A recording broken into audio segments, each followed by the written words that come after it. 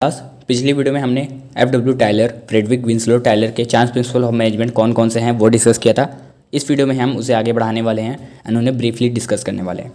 तो सबसे पहले कॉपी और पेन लेके बैठ जाओ, नोट्स बनाते हुए चलना। बाकी नोट्स चाहिए तो टेलीग्राम चैनल पर भी आप ज्वाइन कर सकते हो। सबसे पहला रूल हमारे पास था science not rule of thumb. अब इसको देखो, मैंने यहाँ पे हिंदी में जो लिखा है, जो वर्ड्स हिंदी में लिखे हैं वो ब्लैक में लिखे हैं एंड जो इंग्लिश डेफिनेशन है वो आपकी वाइट कलर में लिखी है। सबसे पहले rule of thumb does not involve thinking before doing, यानी सोचने से पहले करने वाला काम यहाँ नहीं करना है कि पहले सोचना है फिर करना है। रूल ऑफ थंब में यही होता है कि पहले सोचो फिर बाद में करो, ऐसा नहीं, पहले उसको सोचना पड़ेगा।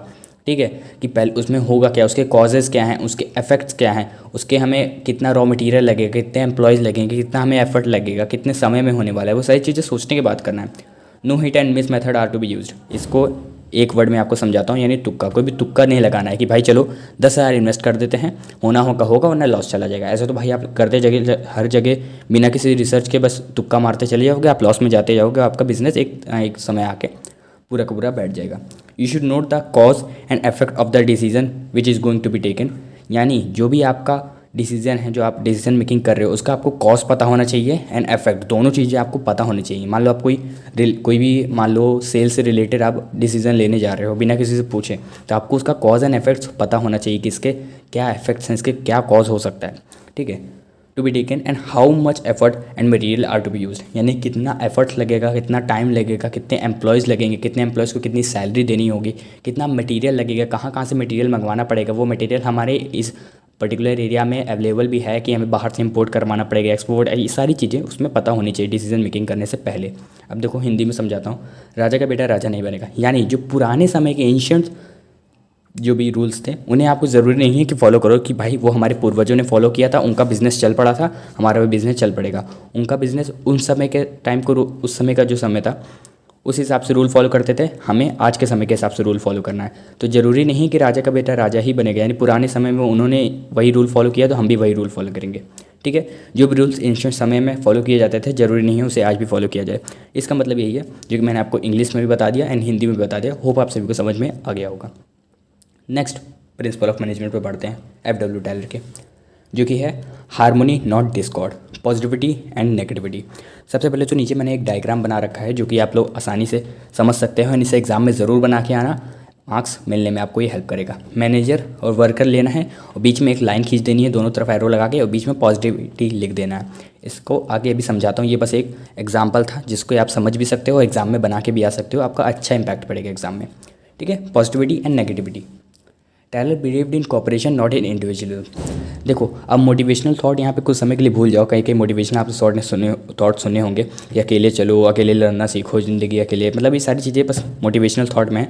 बट अगर आप बिजनेस में आ रहे हो तो आपको कॉपरेशन करना पड़ेगा, टीम वर्क करना होगा, यूनिटी रखनी होगी अपने टीम्स के साथ।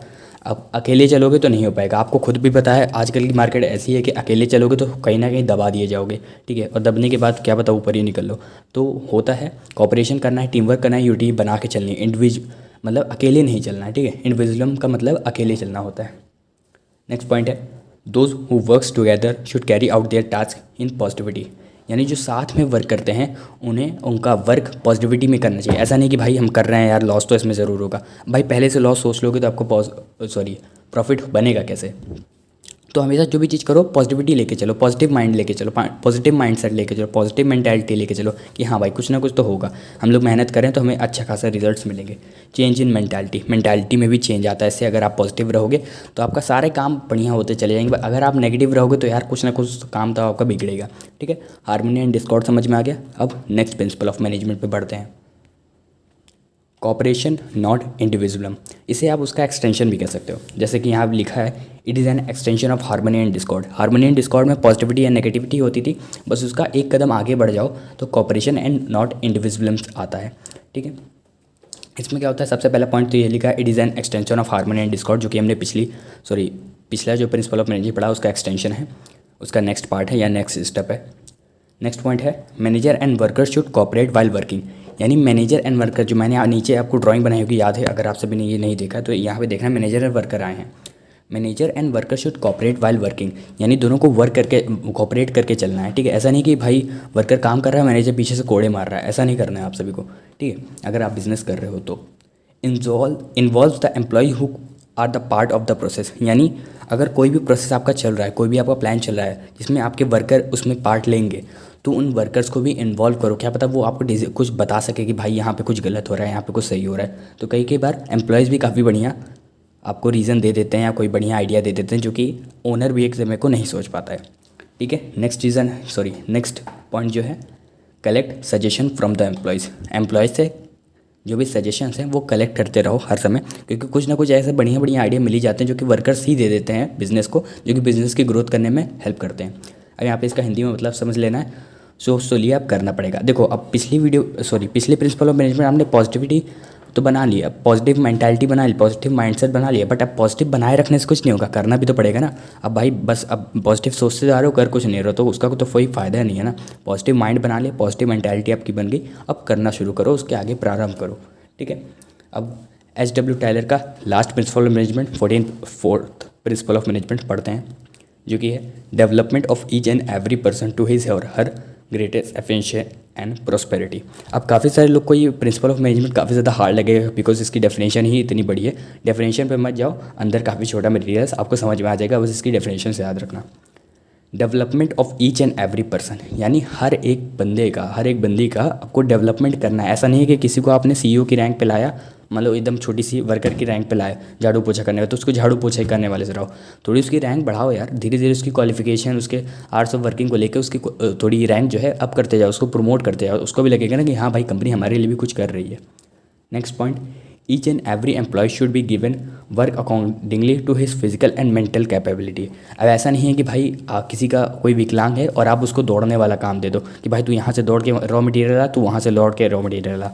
तो भाई उसकी फिजिकल और मेंटल कैपेबिलिटी को देख के करना है। कोई बंदा दिमागी से उतना संतुलित नहीं है दिमाग से, और आप उसको पूरी कैलकुलेशन वाला सामान दे दियो कि आपको पूरे साल भर का कैलकुलेशन आपको ही करना है, तो वो बंदा नहीं कर पाएगा ना। तो वही हेनरी फयोल ने भी कहा था कि मेंटालिटी के हिसाब से दो यार, जिसकी जितनी क्वालिफिकेशन है उस हिसाब से उसको वर्क दो। ठीक है, नेक्स्ट पॉइंट है, आखिरी point, this will cause efficiency and prosperity. Prosperity का मतलब सक्सेसफुल होता है, this will cause efficiency and successful for both. यानी आपके वर्क, जो भी आपका वर्क है, जो भी आपका प्लान है, जो भी आपका प्लान होने वाला है, आपका प्रोसेस है, उसमें एफिशिएंसी तो आएगी ही आएगी, टाइम बचेगा, टाइम कम समय में आपका काम भी हो जाएगा, और तो क्या होगा, सक्सेसफुल प्लान भी होगा, यानी वो प्लान सक्सेस भी करेगा, ग्रोथ भी मिलेगी उस बिज़नेस को। ठीक है, ये चारों प्रिंसिपल ऑफ मैनेजमेंट थे FW टायलर के। होप आप सभी को समझ में आएंगे। कोई चीज़ नहीं समझ में आई है तो कमेंट सेक्शन में जाके ज़रूर बता देना। अगर बड़ा टॉपिक होगा तो मैं उसके लिए नेक्स्ट वीडियो बना दूंगा, अदरवाइज़ मैं आपको कमेंट सेक्शन में ही समझा दूंगा। टेलीग्राम पे नोट्स मिल जाएंगे, आप सभी को ज्वाइन कर लेना, लिंक आप सभी को डिस्क्रिप्शन में है, फॉलो कर लेना इंस्टाग्राम पे, उसकी भी लिंक डिस्क्रिप्शन में। मिलते हैं आप सभी को अपनी नेक्स्ट वीडियो में, तब तक के लिए take care everybody and bye bye. जय हिंद, जय भारत।